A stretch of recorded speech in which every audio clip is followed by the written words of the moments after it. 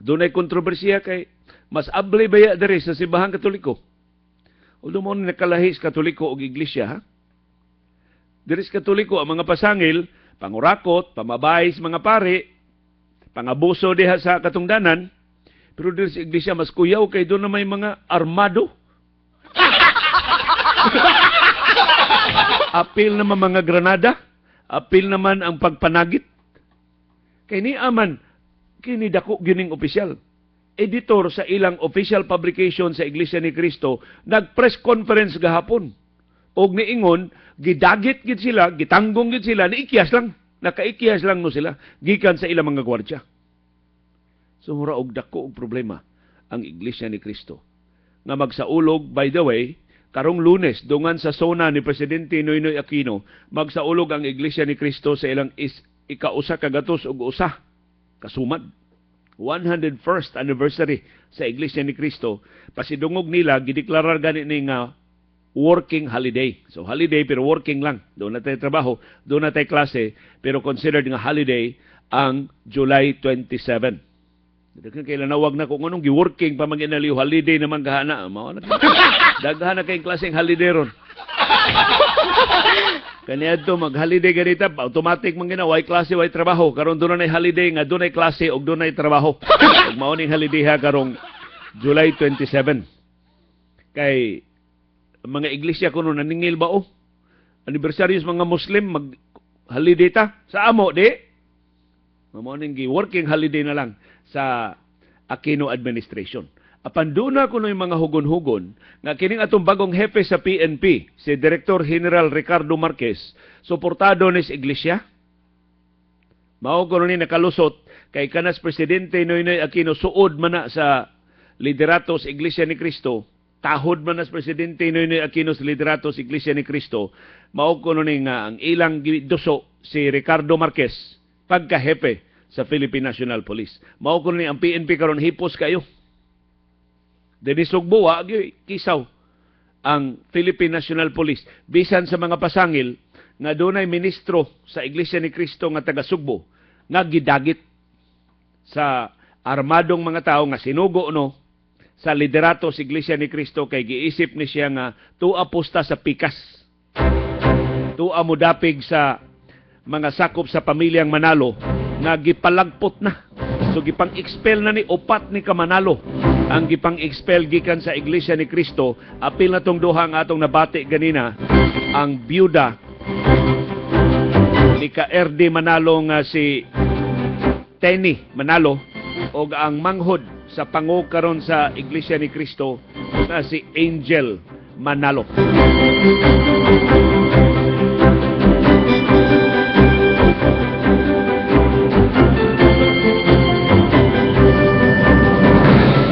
Karon pa lang mao pa gani paghisgot sugod og hisgot nato daghan kay ni text nako nga mga sakop sa Iglesia ni Cristo ingon siya wa man gyud kalibog sa iglesia liyo kay ang among pagtulunan mutahod mi sa liderato sa iglesia. So ang ila kunong simpatiya, ang ila kunong suporta naa ni Eduardo Manalo, ang pangu karon sa Iglesia ni Cristo.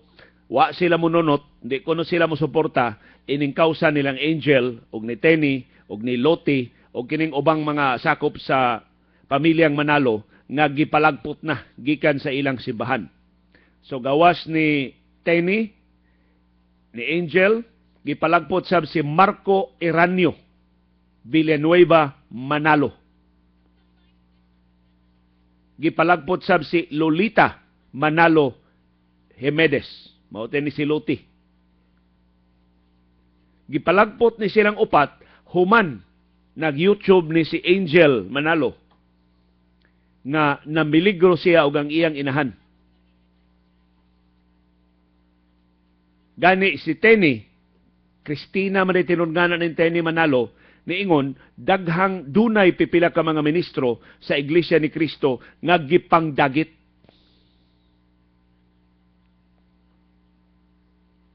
Og naapil ang usa ka ministro nga taga Sugbo.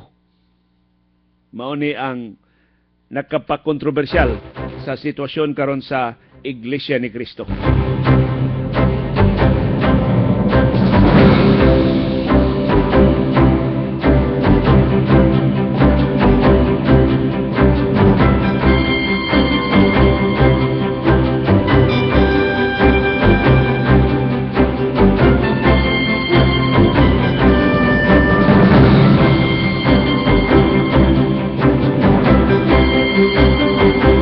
unsa may opisyal nga katinawan sa liderato karon sa Iglesia ni Cristo. Matud nila, nang luod ko ni sila si Tenny og Angel Manalo og kining laing duha ka mga sakop sa pamilyang Manalo kay wa sila hatagi og pwesto nga ilang gusto. Gipasabot sa liderato sa iglesia, bisan manalo ka, dili automatic nga mahatagan ka og pwesto. Unya, nang luod ko ni sila, kay wa nila makuha ang mga pwesto nga ilang gitinguha. Ikaduha, kinino silang Tenny og si Angel Manalo og kining laing duha ka sakop sa pamilyang Manalo nga gipalagpot na sa simbahan nang hilabot sa mga pagtulunan sa Iglesia ni Cristo. Na di kuno sila angay manghilabot, kay wa man sila maghupot og mga katungdanan. Unya, karon kuno nagdinguha na pagbuak sa simbahan, pinagi sa pagpangayog simpatiya sa ilang 2 ka milyon ka mga miyembro. Na 2 ka milyon ran ang Iglesia ni Cristo apan tahod kaayo ang simbahan, tahod ka ang gobyerno nila. Nga naman, solid man kayo. Kining Iglesia ni Cristo. Mobotar man ni sila by block. Usar ka eleksyon din Sugbo nga wa magsilbi ang endorsement sa Iglesia ni Cristo. Dihay eleksyon nga ang incumbent nga mayor siyudad Sugbo si Alvin Garcia. Gihagit siya ni kanhi Mayor Tami Osmeña, matong higayuna nagkaatbang si Alvin Garcia o si Tami Osmeña. Si Alvin mo incumbent, si Tami mo i-challenger. Ang Iglesia ni Cristo ditong Alvin. Sa tanang mga simbahan sa Iglesia ni Cristo din siyudad Sugbo, Alvin Garcia mo ilang gilista. Isip ilang kandidato pagkamayor. Resulta sa eleksyon, pilde si Alvin Garcia. So mo nga niingon ang mga politikanong eksperto din ni Sugbo, di ni magsilbi ng endorsement sa iglesia, di ni garantiya sa pagdaog. Na pagsunod eleksyon, si Tami naman sa i-endorse sa iglesia. May daog na sa balik.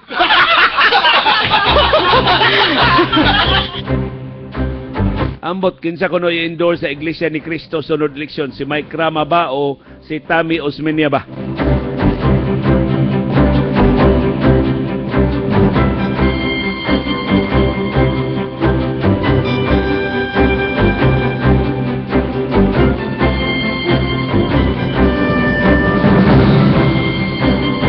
Giklaro sab sa tigpamaba sa Iglesia ni Cristo si Edwil Zabala nga mahimong ilang ang dawaton pagbalik kining 4 ka mga sakop sa pamilyang Manalo nga gi-expel, gipalagpot gikan sa simbahan kung saad sila nga mutuman sa mga pagtulunan sa simbahan.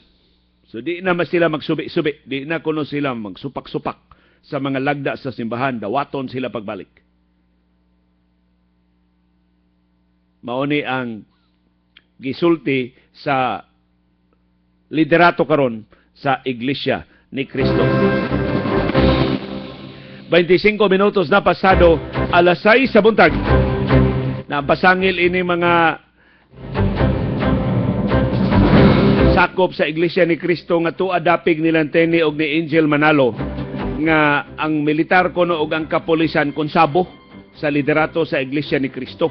Ngano kuno nakahupot magtag-as nga mga armas, nganong gawas nun man kaayo nga manghulga sa ilang grupo kini kunong armadong mga sakop sa Iglesia ni Cristo.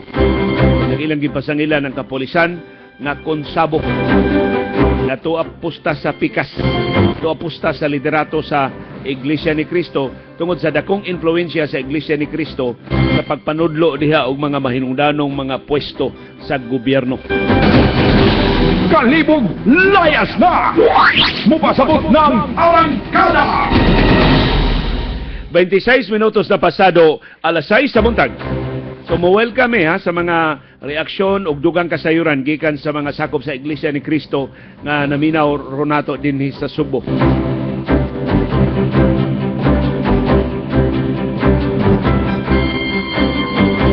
Ang importante nga pahibaw giluwatan sa Mandawi City Government, masayo kaysa gitakda ang pagsugod sa pag one way ining labing dagkong kadalanan sa dakbayan sa Mandawi. So ang schedule day unta ini August 3, adlaw nga Lunes. Ang unang Lunes sa Agosto. Apan matod ni Mayor Jonas Cortez na balaka siyang maapiki kung maglibog, magkayagaw ang mga motorista kay bag-o baya ni nga eksperimento.